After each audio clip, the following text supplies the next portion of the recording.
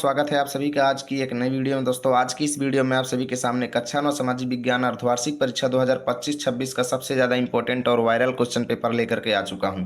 तो यदि आप सभी के हाफ ईयरली एग्जाम हो रहे हैं या फिर होने वाले हैं तो आज की इस वीडियो को बहुत ही ध्यान से अंतिम तक देखिएगा और अपने पेपर से पहले इस पेपर के एक एक क्वेश्चन को अच्छे से समझ लीजिएगा, क्योंकि ये पेपर बहुत ज़्यादा वायरल है दोस्तों, बहुत सारे कॉलेजेस में आया है। तो हो सकता है कि यही पेपर सेम टू सेम आपके कॉलेज में भी आ जाए, इसलिए अपने पेपर से पहले इस पेपर को अच्छे से समझ जरूर लीजिएगा। तो चलिए बिना देरी को ये वीडियो की शुरुआत करते हैं और इस पेपर के एक एक क्वेश्चन को अच्छे से देख लेते हैं। यहाँ पे देखिए पूर्णांक 70 का दिया गया है, समय 3 घंटे 15 मिनट निर्धारित है। यहाँ पर निर्देश की बात करें कि प्रश्न पत्र दो खंडों आ तथा बा में विभक्त है। खंड आ में बहुविकल्पीय प्रश्न एवं खंड बा में वर्णनात्मक प्रश्न आपको दिए गए हैं। चलिए खंड आ बहुविकल्पीय प्रश्न देखते हैं और एक एक क्वेश्चन अच्छे से समझते हैं। पहला क्वेश्चन है कि चर्च के विशेष कार्यों को करने वाले व्यक्तियों के समूह को क्या कहा जाता था? तो पादरी वर्ग है। कि रूस में कोल खोज क्या था? तो कोल खोज जो था दोस्तों वो एक प्रकार की सामूहिक खेती थी। ठीक है, तो हमारा सामूहिक खेती सही हो जाएगा। अगला है कि 1917 में जार शाही के पतन की घटना को क्या कहते हैं? तो इसको हम फरवरी क्रांति कहते हैं, याद रखेंगे। अगला है कि मित्र राष्ट्र में कौन कौन से देश थे? तो भैया ब्रिटेन था, फ्रांस था और रूस था। तो ये वाला करेक्ट आंसर हमारा हो जाएगा।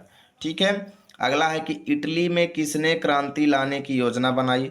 तो ज्यूसेppe मेस्नी ने। ठीक है, कहीं कहीं पे मेजनी भी लिखा रहता है तो याद रखना वही है, मेस्नी मेजनी। अगला है अमेरिका ने जापान के किन शहरों पर परमाणु बम गिराए? तो भैया हिरोशिमा और नागासाकी पर गिराए, है ना। अगला है कि जंगल एवं जमीन को साफ करके स्थान बदल बदल कर की जाने वाली खेती को क्या कहा जाता है? तो भैया झूम या फिर घुमंतू खेती कहते हैं। चलें अगले पेज पर।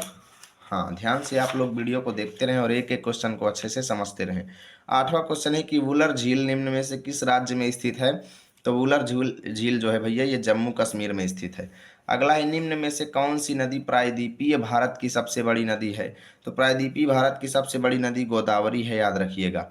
अगला है इनमें से कौन सा मरुस्थल भारत में स्थित है? तो इनमें से कौन सा मरुस्थल भारत में स्थित है? थार का मरुस्थल। ठीक है, अगला है विश्व में सर्वाधिक वर्षा कहाँ पर होती है? तो मासिन राम में होती है, याद रखेंगे। अगला है 2011 की जनगणना के अनुसार कौन सा राज्य सबसे अधिक जनसंख्या वाला राज्य है? तो हमारा यूपी कहीं पे पीछे नहीं रहता, याद रखेंगे, उत्तर प्रदेश हमारा सही होगा। अगला है किस राज्य की साक्षरता दर सबसे अधिक है? तो केरल एवं मिजोरम।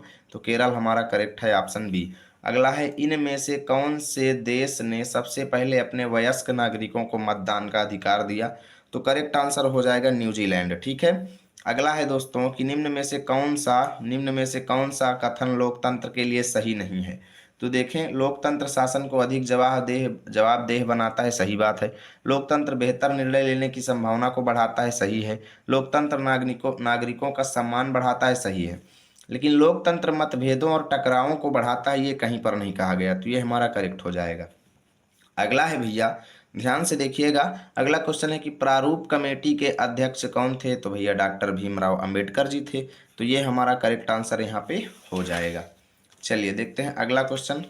अगला क्वेश्चन है आप सभी के सामने कि संविधान किसी भी धर्म का पक्ष नहीं लेगा, यह संविधान का कौन सा निर्देशित मूल्य है? तो धर्मनिरपेक्षता। ठीक है, हमारा सी ऑप्शन एकदम करेक्ट हो जाएगा। अगला है वोट देने का अधिकार किसको प्राप्त नहीं है? तो महिलाओं को है, प्राइवेट कंपनी में कार्यरत लोगों को भी है, विक्षिप्त एवं अपराधी लोगों को वोट डालने का अधिकार नहीं है, यानी ये ऑप्शन सी करेक्ट हो जाएगा।